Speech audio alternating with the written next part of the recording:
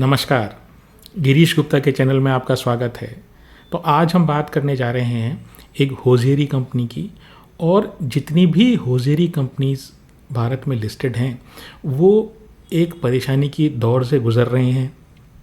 इस वीडियो में हम जानेंगे कि आखिर इन जनरल होजियरी कंपनीज़ की परेशानी का क्या कारण है और इन पर्टिकुलर लक्स इंडस्ट्रीज़ की कुछ पर्टिकुलर प्रॉब्लम्स क्या हैं और ये अपने आप को कैसे रीइन्वेंट करने की कोशिश कर रही है। इन्होंने एक बहुत ही सुदृढ़ प्लान बनाया है। अब वो प्लान सक्सेसफुल हो पाएगा या नहीं हो पाएगा ये जानेंगे आज के वीडियो में। तो कंपनी का नाम है लक्स इंडस्ट्रीज़ और इस कंपनी के बिजनेस मॉडल के अध्ययन करने का अनुरोध हमें श्री विनीत कुमार जी से प्राप्त हुआ है। ये कंपनी कोलकाता बेस्ड कंपनी है और इसकी शुरुआत 1957 में गिरधारी लाल टोडी जी ने की और उन्होंने विश्वनाथ होजरी मिल्स की स्थापना की। इसके बाद इनकी दूसरी पीढ़ी ने 1995 में लक्स इंडस्ट्रीज़ को अपने प्रेजेंट फॉर्म में इनकॉर्पोरेट किया।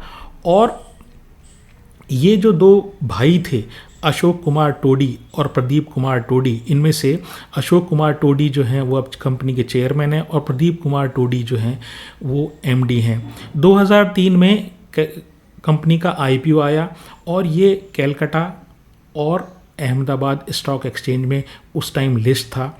और 2015 में ये जो कंपनी है ये एनएसई और बीएसई में लिस्ट हुई। अब जानते हैं ये कंपनी आखिर करती क्या है। जैसे आप सभी लोग जानते हैं कि ये कंपनी एक होजियरी कंपनी है, लेकिन होजियरी से भी बढ़कर ये कुछ करने वाले हैं। तो पहले जानते हैं कि इनका एग्जैक्ट सेगमेंट क्या है। तो ये निट वेयर सेगमेंट में है। अब ये निट वेयर क्या चीज़ होती है, तो देखिए निटिंग जो है ये कपड़े को बनाने की एक टेक्निक है। आपने घरों में महिलाओं को स्वेटर बुनते देखा होगा, तो उसमें वो फंदे डाल डाल कर जो है स्वेटर बुना करती हैं। तो यहाँ जो इसी तरीके से जो टेक्निक जिसमें फंदे डालकर किसी कपड़े को बुना जाता है उस चीज़ को निटिंग बोलते हैं। ये जो कपड़ा होता है वो कपड़ा बहुत ही मुलायम होता है। मतलब ये निटिंग की जो टेक्निक से जो कपड़ा बनता है वो बहुत मुलायम होता है, स्ट्रेचेबल होता है और उसमें सलवटे पड़ने के चांसेस कम होते हैं। तो दूसरा जो टेक्निक है उसको वीविंग बोलते हैं। वीविंग क्या होता है, जैसे अपन चारपाई जैसे अगर आपने देखी हो कभी बुनते हुए, तो उसमें क्रिस क्रॉस पैटर्न होता है। एक साइड में पहले इस साइड बुनी जाती है और फिर उसके बाद चारपाई इस साइड बुनी जाती है। वीविंग में इस क्रिस क्रॉस पैटर्न के कारण जो कपड़ा है वो टाइट हो जाता है और इसके कारण उसे शर्ट्स में या बेडशीट्स वगैरह में इस्तेमाल किया जाता है। तो अब बात करते हैं इस कंपनी के कितने प्रोडक्ट्स हैं। तो देखिए ये जो कंपनी है प्रेडोमिनेंटली यानी लक्स इंडस्ट्रीज़ जो है ये प्रेडोमिनेंटली इनरवेयर सेगमेंट में है और उसमें भी जो ये जानी मानी है वो मेंस इनरवेयर में यानी पुरुषों के अंडरगारमेंट्स के लिए बड़ी पॉपुलर कंपनी है। और भारत में इस कंपनी का पुरुष इनरवेयर सेगमेंट में 15% मार्केट शेयर है। और इसके अलावा ये जो है इनके 10 ब्रांड्स हैं और 10 ब्रांड्स में भी कुछ ब्रांड्स पावर ब्रांड्स हैं। अब पावर ब्रांड्स क्या होता है, पावर ब्रांड्स जो है वो तकनीकी भाषा में कहें या मैनेजमेंट की भाषा में कहें तो उन ब्रांड्स को कहा जाता है जो वेल रिकॉग्नाइज्ड होते हैं, यानी कि जिनकी ब्रांड अपील या जिनको हर आदमी आसानी से पहचान सकता है और जिसके कारण कंपनी में सेल आती है। तो इनके पास जैसे Cozi, Nitro, Lyra, ONN, Onn, Parker, Pink, Venus और जेनेक्स जैसे ब्रांड्स हैं जिनसे मुझे लगता है आप सभी परिचित होंगे। वॉल्यूम टर्म्स की बात करें तो ये इनरवेयर में यानी कि अंडरगारमेंट्स के मामले में वॉल्यूम टर्म्स में भारत की नंबर 1 कंपनी है। तो इनरवेयर में तो ये कंपनी जानी मानी है ही। इसके अलावा ये अब पुरुषों के, महिलाओं के और बच्चों के आउटरवेयर उस सेगमेंट में भी कदम इन्होंने रखा है। तो ये कंपनी अपने आप को आउटर प्लस इनरवेयर में, इसके अलावा ये ऑल सीजन्स प्रोडक्ट्स में और ऑल जियोग्राफीज़ में अपने आप को एस्टेब्लिश करने की कोशिश कर रही है। अब इस चीज़ का क्या मतलब, तो मैंने आउटर और इनर वेयर को तो आपको एक्सप्लेन कर दिया, यानी कि ये कम्प्लीटली एक होजरी के आइटम से या अंडरगारमेंट्स के जो सेगमेंट से निकलकर कंप्लीट एक अपैरल कंपनी, यानी कंप्लीट कंपनी जो हर तरह के कैजुअल वियर बनाती है, उसमें वो कंपनी में ट्रांसफॉर्म करने की अपने आप को कोशिश कर रही है। इसके अलावा ये कंपनी अपने आप को ऑल वेदर कंपनी बनाने की कोशिश कर रही है, जिसमें लक्स कॉट्स वूल करके जो इनका थर्मल वेयर आता है वो बड़ा पॉपुलर है। इन्होंने रिसेंटली रेनी सीजन के लिए भी आउटर वेयर तैयार किया है, महिलाओं के लिए, पुरुषों के लिए और बच्चों के लिए। इनकी जो प्रेजेंस है वो नॉर्थ इंडिया में इनकी जो टोटल सेल्स आती है उसको 29% आता है। वेस्ट इंडिया से इनकी सेल्स जो होती है वो लगभग 28% आती है। ईस्ट इंडिया से इनकी सेल लगभग 19% आती है और सेंट्रल इंडिया से इनकी सेल 17% आती है। और सबसे वीक जो हैं ये साउथ इंडिया में हैं, तो ये साउथ इंडिया में अपनी प्रेजेंस को स्ट्रॉन्ग करने की कोशिश कर रहे हैं। 48 से ज़्यादा देशों में ये एक्सपोर्ट करते हैं और एक्सपोर्ट का वॉल्यूम भी इनका लगभग 7% है। तो इनका टारगेट ये है कि अगले आने वाले 1 या 2 सालों में ये एक्सपोर्ट पे फोकस करें और लगभग 60 से ज़्यादा देशों में इनकी प्रेजेंस हो जाए। भारत में इनकी प्रेजेंस की बात करूं तो लगभग 674 डिस्ट्रिक्ट्स में इनकी प्रेजेंस है और 1170 इनके डिस्ट्रीब्यूटर हैं। इन्होंने अभी रिसेंटली एक स्ट्रेटजी के तहत ओमनी चैनल प्रेजेंस भी अपना इस्टेब्लिश करने की कोशिश की है। इसका मतलब ये कि इनके एक्सक्लूसिव ब्रांड आउटलेट भी होंगे, यानी दुकानों के थ्रू भी ये माल बेचेंगे। इसके अलावा जो आपका रिलायंस फ्रेश या रिलायंस रिटेल या इसी तरह के जो लार्ज फॉर्मेट स्टोर्स होते हैं वहाँ पर भी इनका माल अवेलेबल होगा। और इसके अलावा ये जो ई कॉमर्स का जो ट्रेड है वहाँ पर भी ये अपना माल बेचने की कोशिश कर रहे हैं। 500 से ज़्यादा इनरवेयर रेंज ये बनाते हैं और अगर कलर और साइज़ को अलग अलग करके गिना जाए तो लगभग 13,000 से ज़्यादा आइटम बनाते हैं। 34 करोड़ गारमेंट्स यानी 34 करोड़ कपड़े हर साल ये मैन्युफैक्चर करते हैं और हर प्राइस पॉइंट पर इनका अपना प्रेजेंस है, यानी कि ये बेसिकली हर वर्ग को हर प्राइस पॉइंट पर टारगेट कर रहे हैं। तो इनका जो प्राइस रेंज है इनके कपड़ों का वो 24 रुपये से लेके लगभग 1800 रुपये के प्राइस रेंज में होते हैं। अब जानते हैं कि कंपनी के पिछले कुछ सालों में परफॉर्मेंस, फाइनेंशियल परफॉर्मेंस कैसी रही। तो देखिए कंपनी की जो सेल है वो FY 22, 23 और 24 में लगभग फ्लैट रही है और इसका जो सबसे बड़ा कारण है वो इन्फ्लेशनरी एनवायरनमेंट है। भारत में भी डोमेस्टिक इन्फ्लेशन यानी कि मुद्रास्फीति जो है वो ज़्यादा है। इसके कारण कंज्यूमर जो है माल खरीदने नहीं आता और अपने जो परचेज़ है उसको डेफर करता है। इसके अलावा जो इनका मेन रॉ मटेरियल है वो जो रॉ कॉटन है उसकी प्राइसेस भी जो है वर्ल्ड मार्केट में काफ़ी वायलेंटली फ्लक्चुएट करते हुए उसका जो ट्रेंड है वो हायर की तरफ है, मतलब उसका प्राइस राइज उन कॉटन की प्राइसेस में हो रहा है। तो क्या है कि ये जो मार्केट है, होजरी का जो मार्केट है, ये हाईली फ्रेगमेंटेड मार्केट है, यानी कि इसमें छोटे बड़े, लिस्टेड अनलिस्टेड, ऑर्गेनाइज अनऑर्गेनाइज हर तरह का प्लेयर है और उसके कारण ज़बरदस्त इस मार्केट में कंपटीशन है। तो ये पॉसिबल नहीं होता कि कोई भी कंपनी जो है वो हायर कॉटन प्राइसेस को कंप्लीटली कस्टमर को पास ऑन कर दे।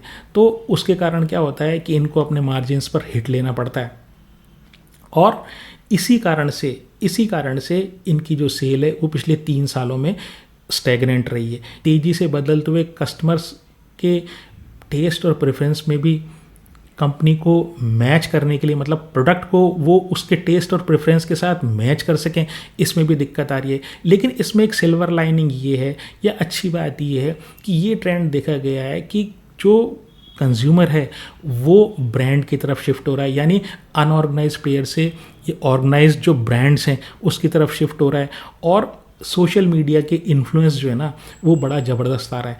तो इन सब चीज़ों को टैकल करने के लिए इस कंपनी ने पिछले साल एक स्ट्रेटेजी बनाई और वो स्ट्रेटेजी को इन्होंने नाम दिया है लक्स 2.0, यानी अपने आप को एक रीइन्वेंट करने की स्ट्रेटेजी जिस बारे में मैंने इस वीडियो के शुरू में बात की थी। तो देखिए क्या कर रहे हैं वो एक एक करके समझते हैं। तो इनका जो प्रेजेंस था वो मास मार्केट में था, और मास मार्केट में जैसे आप जानते हैं कि जो प्राइस सेंसिटिविटी है, यानी कि जो प्राइस है ना वो बड़ा मेन पॉइंट उस चीज़ का होता है। अगर आपने प्राइस बढ़ाई तो कस्टमर जो है ना उसके शिफ्ट होने के या दूसरे ऑल्टरनेटिव प्रोडक्ट पे, कॉम्पिटिटर के प्रोडक्ट पे जाने के बहुत चांसेस होते हैं। तो ये जो है पहली चीज़ तो ये मास मार्केट से थोड़ा शिफ्ट होके प्रीमियमाइजेशन की तरफ जा रहे हैं, जहाँ मार्जिन थोड़ा सा बेटर होता है, वो मिड प्रीमियम और प्रीमियम सेगमेंट की तरफ जा रहे हैं। फिर इनका जो ब्रांड जाना जाता है या जो कंपनी जानी जाती है, इसको एक होजरी कंपनी या इनरवेयर कंपनी के रूप में जाना जाता है। तो अब ये अपनी पोजिशनिंग जो है ना, ये complete apparel company, apparel making company, जिसमें इनरवेयर, आउटरवेयर फॉर ऑल सीजन्स, यानी सर्दी गर्मी बरसात के लिए, फिर महिला पुरुष और बच्चों के लिए, सब के लिए हर ज्योग्राफी में अवेलेबल हों। तो इस तरीके से कंप्लीट एक अपने आप को अपैरल मेकिंग कंपनी बनाने की कोशिश कर रही है। फिर जैसे ये साउथ में वीक हैं तो इनका जो फोकस है, मतलब साउथ में सेल्स में वीक हैं, तो अब ये अपना फोकस साउथ की तरफ कर रहे हैं। एक और स्ट्रेटेजी जो इन्होंने बनाई है वो बहुत ही इंटरेस्टिंग है। वो स्ट्रेटेजी ये है कि कंपनी में अब इनके परिवार की तीसरी पीढ़ी शामिल हुई है। तो उस तीसरी पीढ़ी को मैनेजमेंट में लाकर ब्रांड्स को इन्होंने 3 हिस्सों में बांट दिया है, और 3 बच्चों को, यानी इस परिवार के जो 3 तीसरी पीढ़ी के सदस्य हैं, इनको इन वर्टिकल्स यानी सेगमेंट ए, सेगमेंट बी और सेगमेंट सी की जिम्मेदारी दे दी गई है। उस सेगमेंट में या उस वर्टिकल में कुछ सर्टेन नंबर ऑफ ब्रांड्स हैं, तो वो जो परिवार का सदस्य है वो सर्टेन ब्रांड्स को मैनेज करेगा, और जो बाज़ार की रिक्वायरमेंट है या कंज्यूमर टेस्ट एंड प्रेफरेंस जैसे चेंज हो रहे हैं, उस हिसाब से वो अपने प्रोडक्ट्स की लॉन्चिंग और प्रोडक्ट्स को मैनेज करेगा।